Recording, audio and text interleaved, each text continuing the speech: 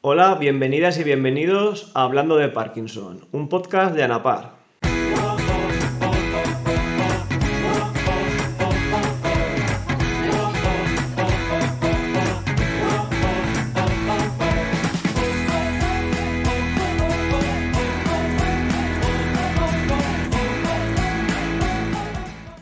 En primer lugar, daros las gracias por la gran acogida del primer episodio, ya que fueron muchos los mensajes de apoyo y gracias por vuestra colaboración con las preguntas y comentarios. Recordaros que podéis seguirnos en nuestras redes sociales, tanto Facebook como Instagram, así como suscribiros de manera gratuita a nuestros canales de YouTube e iVoox. En este segundo episodio tenemos como invitada a la neuróloga Arantxa Gorospe del Hospital Universitario de Navarra. Bienvenida, Arantxa. Gracias, muchas gracias. Bueno, en primer lugar, Arantxa, ¿podrías contarnos un poco sobre ti para que la gente te conozca un poquito más? Sí, bueno, yo estudié medicina aquí en Pamplona y cuando terminé me fui a San Sebastián, hice la residencia de neurología en San Sebastián. Cuando la terminé eran los años en los que empezaba a hablarse y a retomarse un poco el tema del tratamiento con cirugía de la enfermedad de Parkinson. Y entonces tuve la oportunidad de trabajar con un equipo que inició allí en San Sebastián la cirugía. Y estuve 3 años en un equipo con gente que tenía mucha experiencia, neurólogos y neurocirujanos, tenía experiencia en este campo. Y bueno, pues ahí fue cuando empecé un poco a dedicarme más concretamente a la enfermedad de Parkinson y a enfermedades similares. Como todo te va llevando en la vida, pues de allí luego yo me fui por circunstancias familiares, me fui a Mallorca a vivir. Allí también pues no había nadie que se dedicase expresamente a esto. Continué con una consulta de Parkinson y bueno, pues así ha sido a lo largo de mi vida profesional y ahora pues en el hospital formo parte del equipo de trastornos del movimiento y aquí estoy. O sea que toda una carrera dedicada Bueno, un poco sí, al la vida te Parkinson. va llevando, sí, fue el inicio allí y bueno, pues lo he mantenido, Muy sí, bien. sí. Y pues para las personas que nos están escuchando, ¿podrías darnos un poco una definición de un poco qué es el Parkinson? Sí, la enfermedad de Parkinson es una enfermedad que nosotros clasificamos como neurodegenerativa. Esto quiere decir que es una enfermedad que se produce porque se pierden unas neuronas de una parte concreta del cerebro. Estas neuronas producen una sustancia que se llama dopamina y la falta de dopamina es el origen de una serie de cambios en circuitos cerebrales que hacen que aparezcan los síntomas de la enfermedad.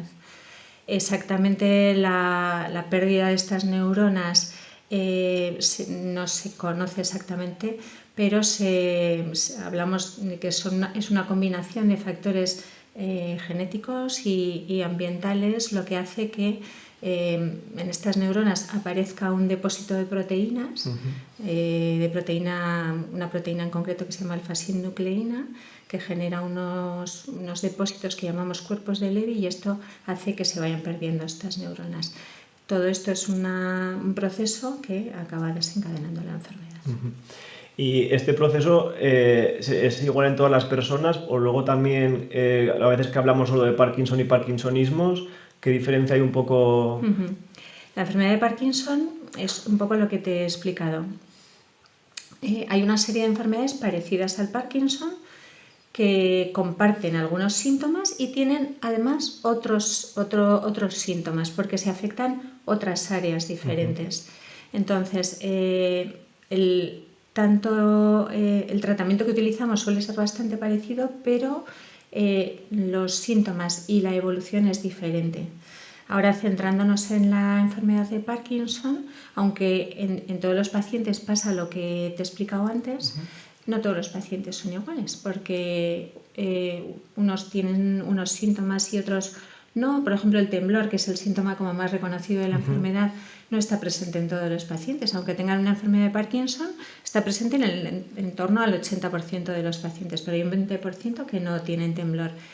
Sabemos que las formas que tienen un predominio de temblor avanzan más lentamente que otras formas. O sea, aunque sea la misma enfermedad, cada enfermo es un poco diferente. Sí. Y más o menos, ¿a qué edad se puede empezar a presentar el Parkinson, ¿no? ¿En qué edades las personas? La edad es un factor de riesgo para que aparezca la enfermedad. Esto quiere decir que la mayoría de los pacientes empiezan con la enfermedad a partir de los 60-65 años. Pero en un 10-20% de los pacientes aparece antes, incluso en torno a los 50 años. Pero lo más habitual es que aparezca con la edad y, como digo, es un factor de riesgo, es decir, a mayor edad, más posibilidades de tener la enfermedad. ¿Y sería el mismo Parkinson de una persona mayor a una persona joven o habría alguna diferencia? La evolución suele ser diferente, sí que es verdad que en los pacientes que empiezan con la enfermedad en edad más avanzada el avance suele ser un poco más lento. Sí. Vale, de acuerdo. Y un poco, así siguiendo del Parkinson, ¿cuáles serían los síntomas más comunes, un poco más generales que tendrían las personas con Parkinson? Vale, aunque el síntoma más conocido, como hemos dicho antes, es el temblor, no está presente en todos los pacientes. Para poder hacer el diagnóstico tiene que haber lo que nosotros llamamos bradicinesia. La bradicinesia es una lentitud en el movimiento, es una pérdida del movimiento espontáneo y una lentitud en el movimiento, es como que el movimiento se va agotando.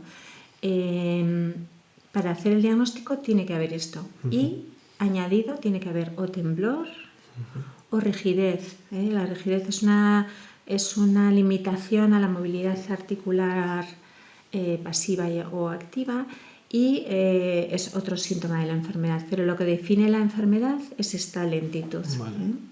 ¿Y con esto ya se podría, digamos, diagnosticar una persona de Parkinson o haría falta alguna otra prueba para verificarlo, digamos? El diagnóstico es clínico, es decir, es por la presencia de estos síntomas que nosotros vemos en la exploración. Si hay esta lentitud o bradicinesia más temblor o rigidez o a veces una alteración de la marcha, con eso ya hacemos el diagnóstico. Sí que es verdad que a veces pedimos otras exploraciones, pues un escáner, una resonancia, para descartar otras causas que pueden producir síntomas parecidos cuando el diagnóstico no es del todo claro. Y hay técnicas de medicina nuclear, que son las exploraciones funcionales que llamamos, que son el PET o el SPECT, que nos pueden medir esa pérdida neuronal que hablábamos antes. Y podemos confirmarla.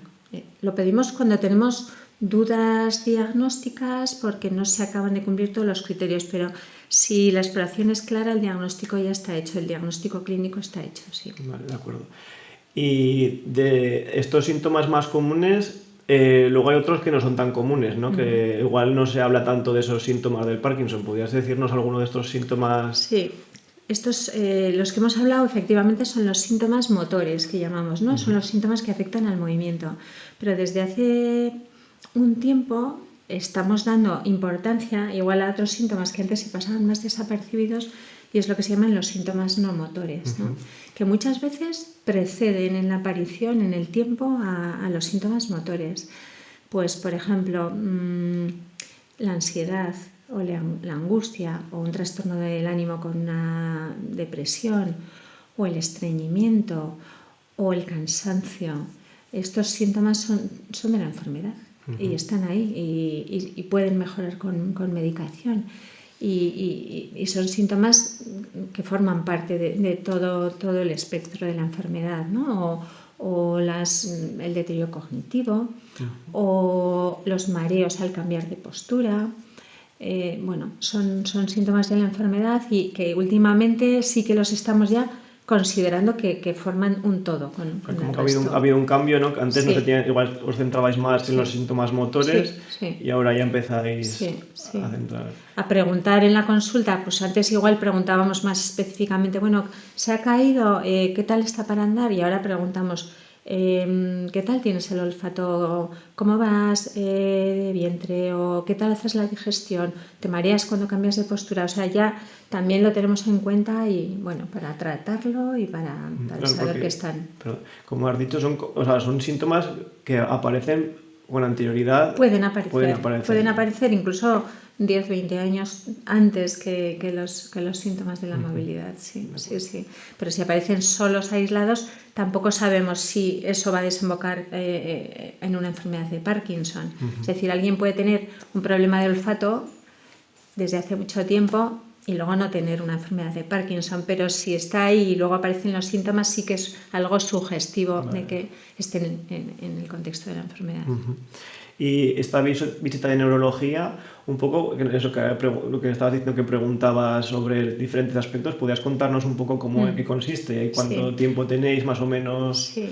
Bueno, nosotros tenemos para visitas de revisión en la consulta específica de Parkinson, tenemos media hora para el paciente. No todos los pacientes están en esta consulta porque son pocas consultas al mes porque por necesidad de espacio y disponibilidad de tiempo para otras consultas.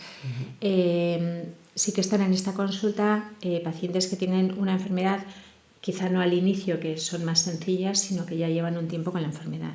Entonces, casi siempre decimos, bueno, le voy a preguntar casi siempre lo mismo en la consulta, ¿no? Pues cómo se encuentra, desde que nos vimos en la última visita, qué novedades ha habido, qué cambios ha habido algún cambio en la medicación por alguna causa, y luego preguntamos tanto por los síntomas motores, ¿no? Pues sale a la calle a caminar, cómo se maneja para vestirse, ducharse, o sea, en el día a día, y luego pues los síntomas no motores, ¿no? Cómo está de ánimo, cómo se encuentra de la memoria, qué tal duerme, cómo hace la digestión, en fin, todo eso.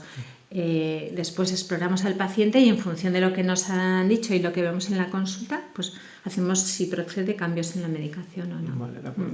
Nosotros a veces aquí en la asociación les recomendamos como que pues las preguntas que os tengan que hacer o lleven un registro, porque a veces no sé si les pasa que, pues claro, son muchas cosas que tienes que estar pendiente y a lo mejor a veces con tantas cosas pues dices, pues no me acuerdo si me pasó esto, no sé si os pasa a menudo. En general, muy pocos vienen con las cosas apuntadas. El que viene con las cosas apuntadas pregunta todo lo que quiere, eso es verdad. Eso es verdad. Y el resto, pues seguro que se les pasan cosas, ¿no? Pero sí que es verdad que la consulta suele ser muy sistemática. Entonces, más o menos, igual no la primera vez que vienen a la consulta, pero luego ya saben lo que le vamos a preguntar, ¿no? Pues nos interesa siempre otra pregunta clásica. ¿Usted se da cuenta, percibe cuándo empieza el inicio del efecto de la pastilla? Hay gente que no lo nota, pues porque está estable durante todo el día, pero otras personas sí que lo notan. Pues sí, noto porque el temblor se reduce y antes de tomar la siguiente pastilla es como que se pierde el efecto. Bueno, pues ya sabemos que ese paciente necesita quizá algún ajuste farmacológico. Sí. Y hablando de farmacología, un poco los tratamientos actuales que ofrecéis, digamos, en consulta, un poco, ¿cuáles podrían ser? Pues mira, yo siempre cuando hago el diagnóstico de una enfermedad de Parkinson a un paciente, siempre le explico que a nadie nos gusta tener una enfermedad crónica porque sabes que vas a convivir con ella, pero que realmente para el Parkinson las opciones de tratamiento son a día de hoy muchas. Entonces, inicialmente siempre son las recomendaciones de estilo de vida más medicación con pastillas, ¿no? Al principio, como he dicho, el tratamiento es muy agradecido y con la medicación pues pueden estar muy bien todo el día y hacer una vida relativamente normal o normal. Y luego pues el tratamiento pues se va complicando un poco porque el efecto se acorta un poquito, tenemos que meter más tomas a lo largo del día o añadir fármacos que complementan un poco esos periodos más de bajón. Cuando con la medicación en pastillas no conseguimos que esté bien y que pueda seguir haciendo una vida, si es joven, claro, una vida normal, aunque sea mayor, si el día a día con las pastillas no es bueno, pues tenemos estrategias de administrar medicación de rescate. Lo que nosotros llamamos medicación de rescate son medicaciones que tienen un efecto rápido y corto para suplir esos periodos en los que no está tan bien. Si con la medicación de rescate tampoco es buena la calidad de vida, pues tenemos lo que se llaman los sistemas de infusión continua de medicación, que son una especie de máquinas que van administrando la medicación de forma continua para evitar esas subidas y bajadas. Y tenemos varios sistemas de estos. De hecho, en el hospital ahora tenemos creo que en torno a 40 pacientes ya con sistemas de infusión, de administración continua de medicación. Y luego estarían otras terapias avanzadas que son el tratamiento con ultrasonidos, y la cirugía. De acuerdo. Entonces, bueno, son muchos escalones que hay que ir subiendo progresivamente y a medida que van apareciendo las necesidades. Es un poco, al final, según cada persona, ¿no? Un poco la necesidad Eso es. a la que tenga, según cómo él se encuentre en el día a Eso día. eso es, cómo sea su evolución, qué síntomas tenga de la enfermedad, porque no todos los síntomas mejoran más con unas cosas o con otras. Entonces, en función de eso es como que se va diseñando un poco el camino. Sí. Y, por ejemplo, ¿hay mucha diferencia con estos sistemas de perfusión respecto a la medicación tradicional? ¿Hay mucha diferencia en esas personas de mejora en general? Sí, en el sentido de que son personas que con la medicación no están bien, porque tienen muchas fluctuaciones a lo largo del día y con estos sistemas, pues este administrar la medicación de forma continua evita un poco estas fluctuaciones y la verdad es que sí que mejora mucho el estado, no solo de la movilidad, ¿no? Sino de los otros síntomas que comentábamos antes, ¿no? Sí, o sea, que notan mucha mejoría tanto en los síntomas motores como en los no motores. Sí que es verdad que hay que llevar un aparato, hay que llevarlo todo el día y incluso algunos de ellos se llevan las 24 horas del día. No es tan cómodo, ¿no? Digamos. Bueno, hay que llevarlo, hay que saber colocarlo, manejarlo, hay que tener un cierto apoyo, pero bueno, cada vez las bombas de infusión que llamamos, el aparatito es más pequeño, más fácil de llevar, los sistemas de administrar la medicación son un poco mejores y bueno, como todo, el tiempo va mejorando la técnica, todo. Sí. Muy bien. Sí. ¿Y esta medicación tiene algún tipo de contraindicación para las personas? Los de los sistemas de infusión, ¿me Sí, dices? o el tratamiento tradicional. Todas las medicaciones que tienen efectos adversos, porque eso va unido. Siempre hay que indicar un tratamiento cuando el beneficio posible supera los efectos adversos. Entonces hay que conocer cuáles son los posibles efectos adversos más frecuentes. Tenemos sistemas para reducir estos efectos adversos y a veces hay que ir cambiando o ajustando dosis si aparecen los efectos adversos. Pero en general en el Parkinson el beneficio posible supera los posibles efectos adversos. Sí. De acuerdo. Muy bien. ¿Hay actualmente algún tratamiento novedoso, algo sobre lo que se esté estudiando actualmente que pueda dar un poco pues, más esperanza de mejora en la enfermedad? Hay muchas cosas en marcha. Como hemos comentado antes, al ser la enfermedad de Parkinson una enfermedad neurodegenerativa, pues hay mucha investigación destinada a frenar el avance, ¿no? Porque sabemos que con los tratamientos disponibles hasta ahora no hay ningún tratamiento que haya demostrado que enlentezca el avance. Entonces hay mucha investigación destinada a esto, ¿no? Esta proteína alfa-sinucleína que hablábamos que se deposita, hay terapias que van dirigidas a esa proteína para evitar que se deposite y con ello dañe a las neuronas y para evitar que se genere. Entonces sí que hay estas investigaciones. Con esto podríamos enlentecer el avance de la enfermedad. Todavía está en fase de ensayo clínico, pero las impresiones no son malas y sigue el ensayo clínico, que eso siempre es una buena señal. Luego hay muchos avances en el diagnóstico de la enfermedad, ¿no? Porque como hemos dicho, hacemos un diagnóstico clínico, que tenemos unas técnicas también para confirmarlo, pero se intenta simplificar en el diagnóstico, ¿no? Buscar lo que se llaman biomarcadores. Los biomarcadores son sustancias que tenemos en nuestro cuerpo y que se pueden medir y esa medida nos aporta, nos podrá decir si de una forma más fiable y más sencilla si realmente es una enfermedad de Parkinson o es otra enfermedad. Y luego hay avances, por ejemplo, en la cirugía que hablábamos, ¿no? La cirugía consiste en colocar unos electrodos de estimulación dentro del cerebro y esto pues cambia el funcionamiento neuronal para mejorar los síntomas de la enfermedad. Pues los últimos electrodos de estimulación no solo hacen terapia, no solo generan esta actividad, sino que tienen la capacidad de registrar la actividad, nuestra actividad cerebral, y en función de eso adaptar su funcionamiento. O sea, son cosas muy sofisticadas. Un paso ya más adelante, sí, digamos. Sí. De acuerdo. Y bueno, si te parece, tenemos aquí unas preguntas que nos han dejado pues las personas que nos han escuchado por redes sociales y pues hago alguna de ellas a ver qué. Fenomenal. ¿Vale? Me preguntan por aquí. Hay veces que los sueños parecen realidad y grito y la gente se asusta. ¿Por qué pasa esto? ¿Tengo alguna solución? ¿Qué relación tiene el Parkinson con el sueño? Bueno, esto que describes es una cosa bastante típica de la enfermedad de Parkinson y de las enfermedades que tienen depósito de esta proteína, que es la alfa-sinucleína. Tiene un nombre largo que se llama trastorno de conducta de sueño REM. Y este es uno de los síntomas que hablábamos antes, que a veces aparece años antes de la enfermedad.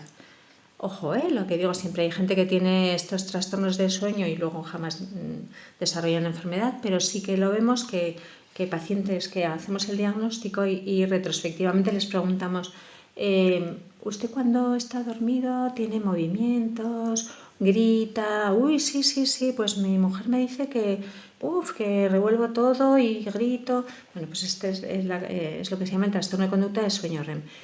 Nosotros todos cuando dormimos tenemos diferentes fases de sueño y hay una fase de sueño que se llama el sueño REM, que es en la fase en la que soñamos.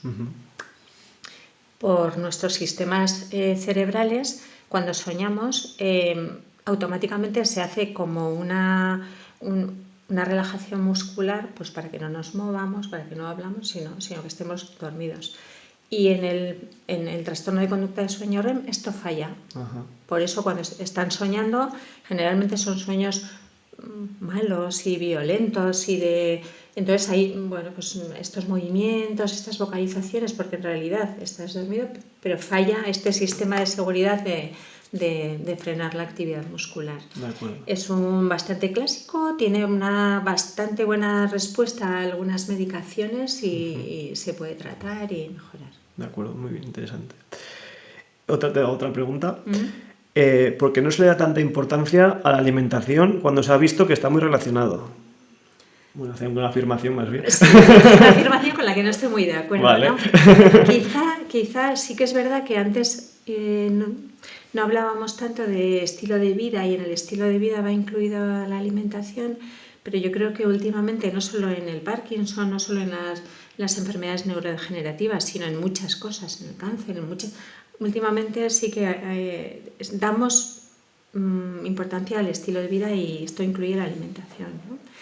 Entonces, en la enfermedad de Parkinson tenemos que intentar que el estado nutricional sea bueno, que no haya ningún déficit de proteínas, de vitaminas, que son importantes para el sistema nervioso, y luego intentamos mejorar la salud digestiva y con ello también la absorción y el efecto de la medicación.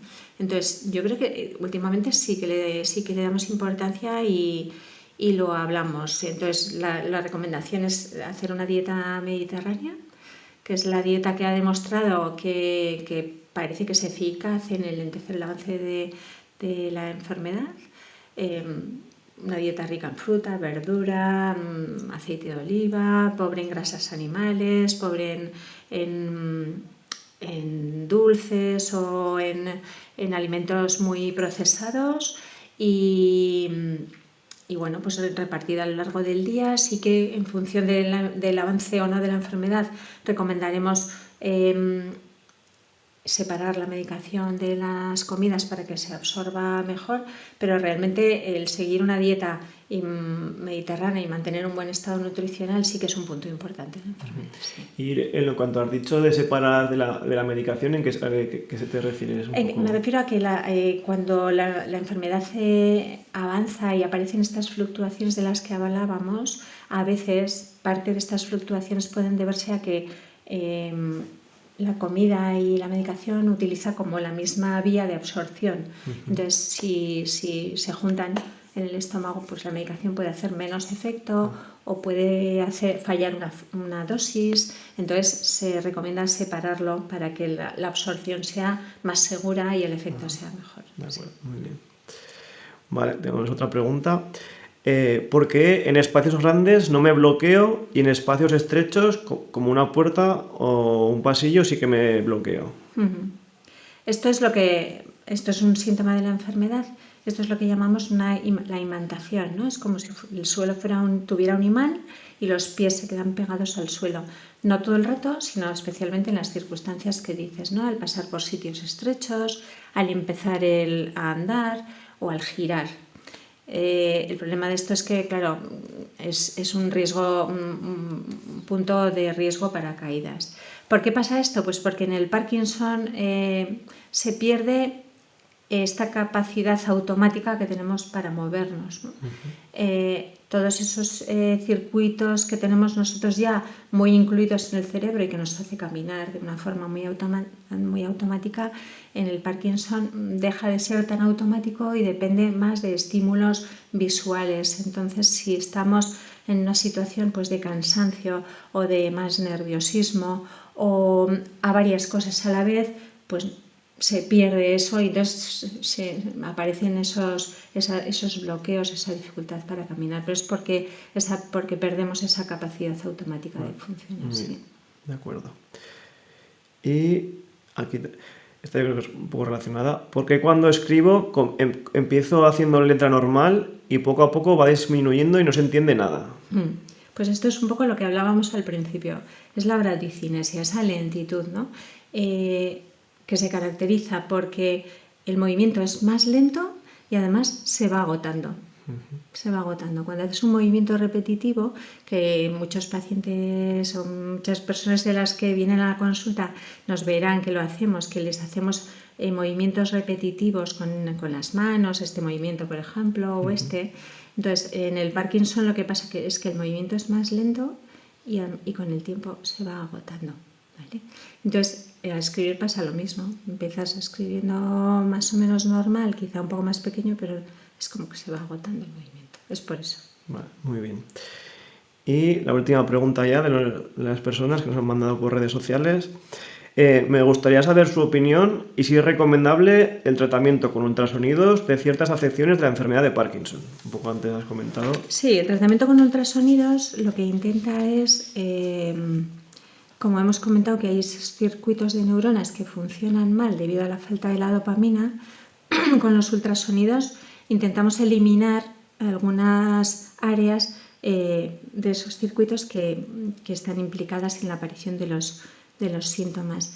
El ultrasonido genera calor, es como el microondas que tenemos en casa, se genera un calor y entonces es un sistema muy sofisticado que permite focalizar ese calor en ese punto.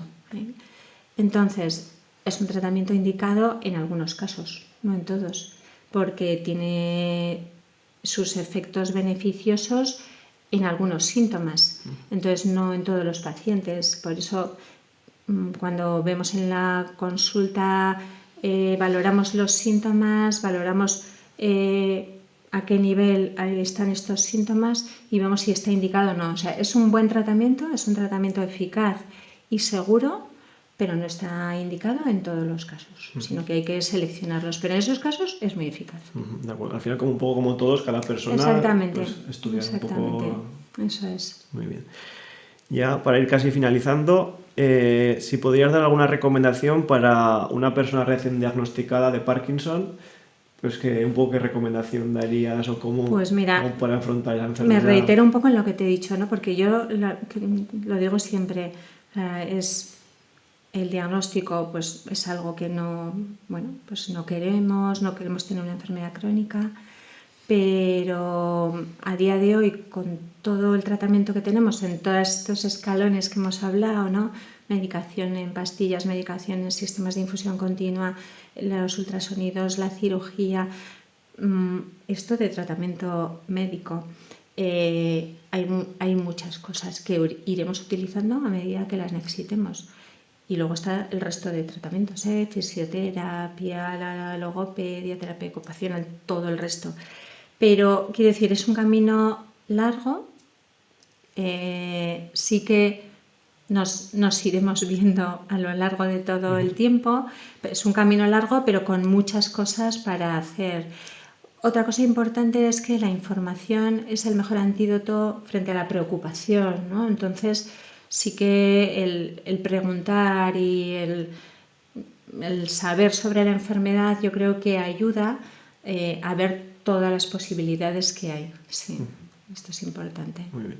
Y ya último, para terminar, para todas las personas que conviven con el Parkinson, ¿algún consejo que les podrías dar? Como te digo, el saber, el conocer la enfermedad y el saber, yo creo que ayuda en este camino largo, ¿no? También lo que hablábamos antes, el estilo de vida. A día de hoy sabemos que en las enfermedades neurodegenerativas, que el Parkinson es una de ellas, pero hay otras, el mantener una vida activa físicamente, el mantener una vida activa cognitivamente y el mantener una vida activa socialmente, son cosas que hacen que la enfermedad vaya a evolucionar menos, más lentamente. Y es lo que aconsejamos, Este cuidarse físicamente, no solo para estar más fuerte y tener unos músculos más tonificados, sino para estar mejor de movilidad. El mantener una actividad cognitiva en las cosas que nos gustan, ¿no? Leer, ir al cine, juegos de mesa, ir a conferencias, ir a conciertos, todo eso que nos mantiene una vida, un cerebro estimulado. Y el mantener un contacto con la gente, eso nos enriquece. La asociación tiene todo. Entonces, nosotros siempre la recomendamos. Sí que hay gente en la consulta que bueno, pues por su forma de ser no lo ve o no, pero hay mucha gente que hace todas estas cosas y está muy contenta, ¿no? Sí. Sí. Bueno, pues las personas que quieran pueden venir aquí a la asociación, claro. O si no, por ellas mismas intentar llevar estos hábitos. Eso es. Igual les gusta más otro tipo de ámbitos, pues, pero este sería el consejo, sí. Muy bien. Bueno, pues con este consejo, que yo creo que la verdad que puede ayudar a muchas personas, pues vamos a dar por finalizado un poco el día de hoy. La verdad que ha sido un placer darte las gracias, porque yo creo que hemos aprendido mucho. Igualmente. Y yo creo que a las personas les va a ser muy útil.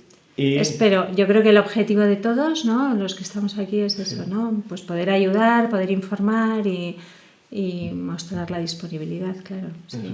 Pues muchas gracias, esperamos verte pronto por aquí o en alguna futura charla. Seguro que sí. Y muchas gracias. Muchas gracias. Para ir finalizando, daremos paso a nuestra sección sobre mitos y realidades en la enfermedad de Parkinson. Mitos y realidades de la enfermedad de Parkinson. Mito: el Parkinson solo afecta a personas mayores. Realidad: un 15% de los casos se dan en personas menores de 50 años. Hemos llegado al final del segundo episodio. Esperamos que hayáis disfrutado y aprendido tanto como nosotros. En el próximo episodio hablaremos sobre Parkinson y personas cuidadoras. Deciros que podéis seguirnos en nuestras redes sociales, Facebook e Instagram, así como suscribiros a nuestros canales de YouTube e iVoox de manera gratuita. Recordaros y animaros a dejar vuestros comentarios, preguntas, así como vuestras propias experiencias aquí abajo en los comentarios. Y nada más, muchas gracias a todos y a todas y nos vemos en el próximo episodio de Hablando de Parkinson.